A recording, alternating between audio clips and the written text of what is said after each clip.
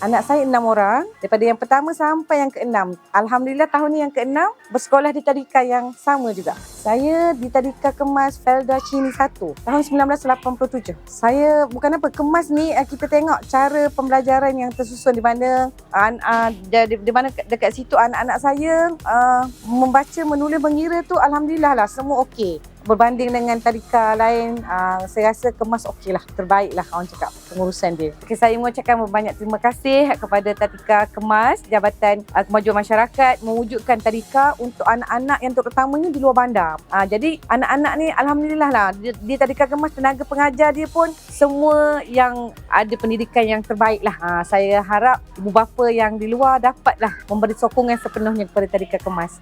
Saya Nik Hazrina binti Nur Hadi.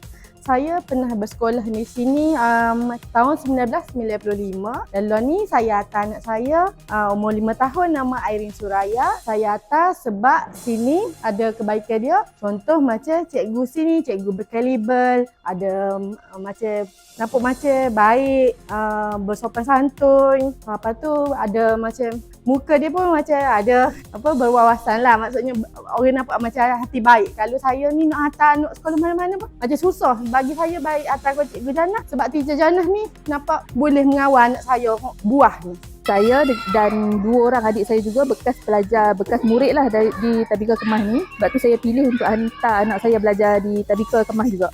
Sebab apa saya pilih tadika kemas Terak Batu? Sebab tadika kemas ni dia ada program pratafis dan juga banyak aktiviti yang baik untuk perkembangan anak di masa depan lah. Saya harap anak saya dapat terimalah apa yang cikgu ajak kat tadika ni. Sebab saya tahu tadika kemas ni banyak aktiviti yang akan cikgu-cikgu buat. Lepas tu dia boleh explore lah apa yang cikgu ajak dia.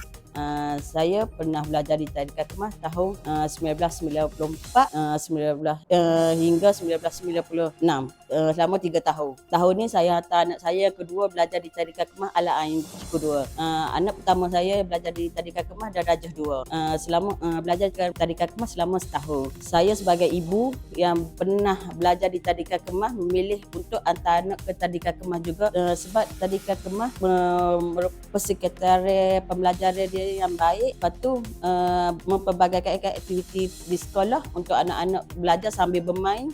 Cikgu yang di tadika kemas ni tak terkekeh anak untuk fokus belajar 100%. Dia lebih pada belajar sambil bermain. Sekarang di tadika kemas juga ada menyediakan pratafis untuk anak-anak kita yang 5 tahun ni kena berkaitan dengan agama, bujawi apa semua dah disediakan. Tambah juga saya atas di tadika kemas juga sebab di tadika kemas cikgu yang mengajar ni sangat baik, peramah dan juga membantu tadika juga menyediakan makanan-makanan yang baik untuk anak-anak kita dan juga menyayangi anak-anak tadika kemas. Terima kasih tadika kemas Ala Ain kedua.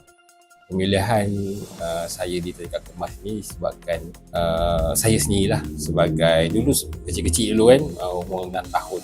6 tahun dulu adalah pelajar tadika kemas jugalah. 40 tahun yang lepas lah. So pemilihan saya tadika kemas ni adalah sekarang ni ada tahfiz kemas buat.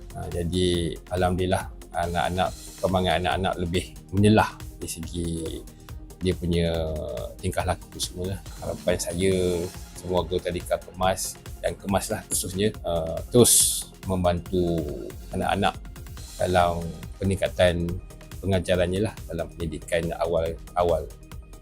So, terima kasih.